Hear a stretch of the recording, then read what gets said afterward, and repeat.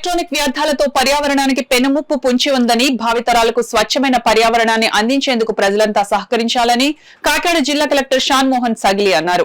రాష్ట్ర ప్రభుత్వం స్వర్ణాంధ్ర కార్యక్రమంలో భాగంగా పిఠాపురంలో ఏర్పాటు చేసిన ఎలక్ట్రానిక్ వ్యర్థాలపై అవగాహన సదస్సుకు స్వర్ణాంధ్ర స్వచ్ఛాంధ్ర ప్రత్యేక అధికారి వీరపాండ్యన్, కాకినాడ జిల్లా కలెక్టర్ షాన్ మోహన్ సగిలి ముఖ్య అతిథులుగా హాజరయ్యారు. స్థానిక బాదం మాధవరావు ప్రభుత్వోన్నత బాలికల పాఠశాలలో జరిగిన ఈ సదస్సులో ముందుగా జిల్లా కలెక్టర్, ఇతర అధికారులు, టీడీపీ రాష్ట్ర అధికార ప్రతినిధి, మాజీ MLA Varma, Janasena party incharge Mareddy Srinivas, TDP Janasena కార్యకర్తలు కలిసి పాఠశాల ఆవరణలో స్వచ్ఛాంధ్ర కార్యక్రమం చేపట్టారు.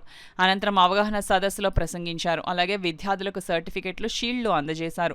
వారి చేత స్వర్ణాంధ్ర స్వచ్ఛాంధ్ర ప్రతిజ్ఞను కలెక్టర్ చేయించారు. ఈ కార్యక్రమంలో panda PD, Chaitravarshini, municipal commissioner Kanakarao, కూటమి నాయకులు, కార్యకర్తలు పాల్గొన్నారు.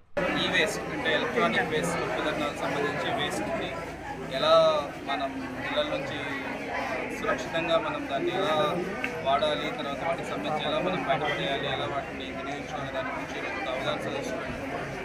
ఈరోజు ఈ స్కూల్లో మాధవరావు ప్రభుత్వ బాలికల స్కూల్లో దాదాపు అందరూ పబ్లిక్ అథారిటీస్తో, తర్వాత స్పెషల్ ఆఫీసర్ మన వీరపాండ్యన్ సార్ నేతృత్వంలో వాళ్ళ ప్రోగ్రామ్ చేసుకొని పిల్లలకి అవగాహన కల్పించారు.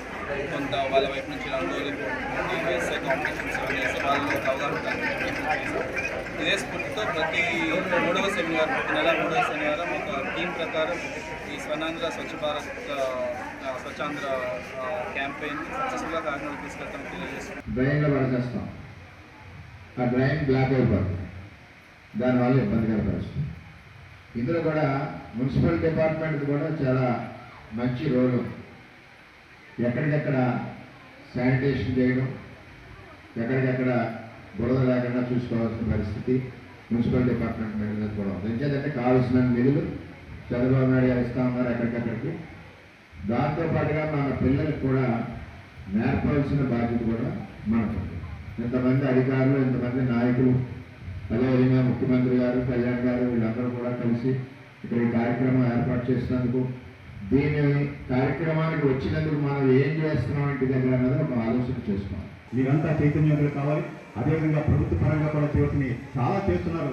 కాకపోతే ఏంటంటే ప్రభుత్వ పరంగా ఈ ప్రోగ్రామ్ చేయడానికి ఎంతో ఎఫర్ట్ ఉంటుంది. ఒక రకంగా ఇంత కార్యక్రమాలు చేస్తాం, ఇంప్లిమెంటేషన్ ఏర్పడిపోతాం. ఎందుకంటే తర్వాత ఒక కార్యక్రమం చేసాం వెళ్ళిపోయి ఉంటే ఇంప్లిమెంటేషన్ కాదు. డెఫినెట్గా మనమంతా మన పిల్లల భవిష్యత్తు కోసం మనమంతా దీనికి బాధ్యత వహించాలి. ఈ రాష్ట్రాన్ని కాదు, ఈ దేశాన్ని, ఈ భూమిని రక్షించాలి. అదంతా మన చేతుల్లో ఉంది. అలవాట్లు మార్చుకోండి. ప్లాస్టిక్ని అతి తక్కువగా వాడండి.